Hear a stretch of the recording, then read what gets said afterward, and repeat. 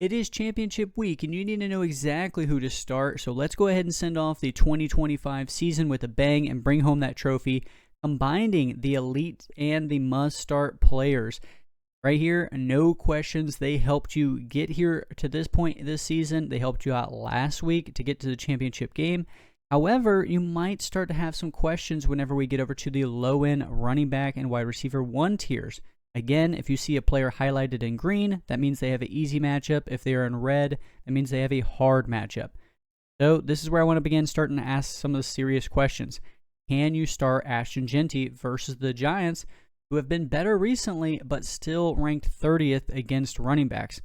I'm going to trust him if I don't have any other better options. I mean, he looked incredible last week against the Houston Texans, who we know are one of the elite defenses in the NFL.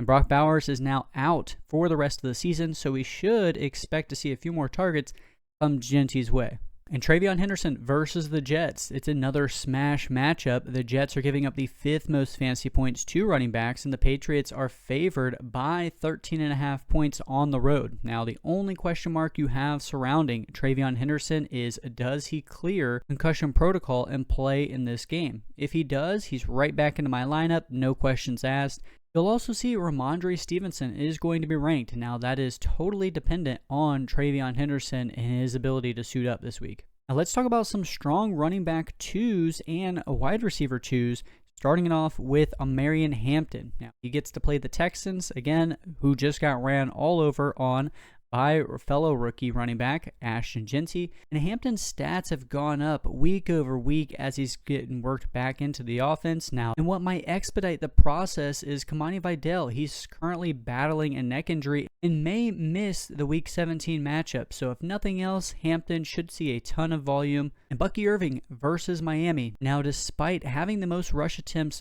for the Bucs, he's gotten 0 carries inside the 5-yard line this season. That's where Sean Tucker and Rashad White come in and vultured some of those high-value touches. He's still getting nearly 20 opportunities a game. You'll have to hope that Bucky can score from further out than 5 or 10-yard line. I talked about Ramondre Stevenson when I talked about Travion in the tier above. Still a strong running back too if Henderson misses. And if Henderson plays, I think Stevenson may be able to be flexed into your lineups, but it's going to be looking like it's going to be more as a strong flex with a lot of volatility. And the best thing that can happen for Josh Jacobs managers is to sit this one out. I talked to my buddy Troy. He's in a championship. He has both Josh Jacobs and Emmanuel Wilson, and he's praying that Josh Jacobs just misses so that Emmanuel Wilson will get all of the work. Now, it is not a great matchup, but if he was healthy, Josh Jacobs, I think he should be able to exploit it. He does come with some sort of injury risk, much like last week, so where he was a late game time decision, he ended up playing, he ended up starting, and he only played 39% of the snaps, one of his lowest snap percentages of the season. Now, in this matchup, I think Emmanuel Wilson would be great given the opportunity that he gets to start. Now, Wilson does get a slight bump down in PPR leagues because he's not really been a pass-catching back. But if you want to get volume and a lot of volume on the ground, Emmanuel Wilson can still provide that for you. And at the weak running back wide receiver 2 tier, I got to kick it off with Jawan Jennings. He has been on fire. Chicago, they give up the 6th most fantasy points to wide receivers, and Jennings got 7 touchdowns in the last 7 games. Not a ton of volume, but with Ricky Pearsall more than likely out and George Kittle possibly missing with an ankle injury, Jennings could get a bump up in production. Now, the Steelers running back duo, Kenneth Gainwell and Jaylen Warren. Gainwell is the better play in PPR leagues, while Warren is a better play in standard leagues. Both are good plays regardless, but Aaron Rodgers sure loves him some Kenny G.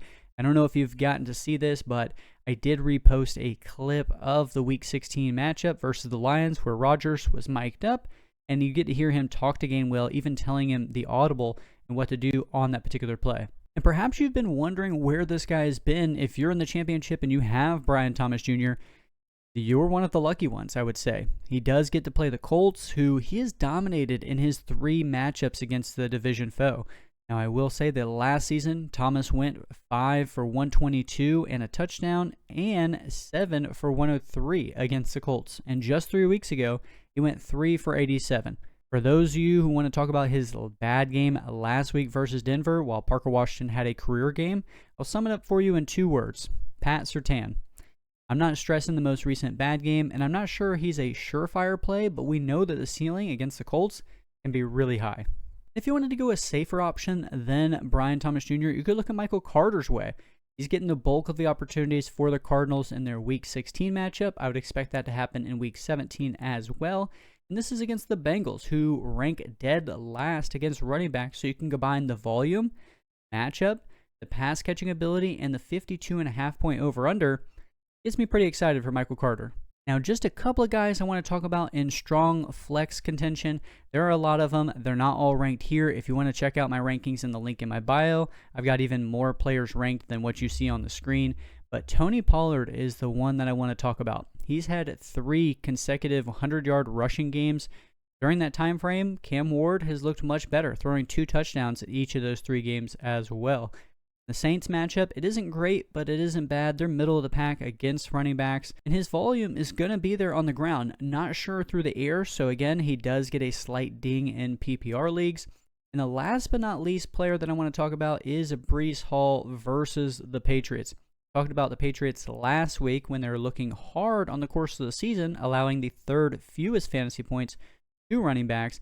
But over the past month, they've given up the 4th most fantasy points to running backs. While Breece Hall, he's going to get 15 to 20 opportunities in the game, but the Jets, they are 13.5 point underdogs. You might say, wow, Breece Hall is going to get a lot of targets.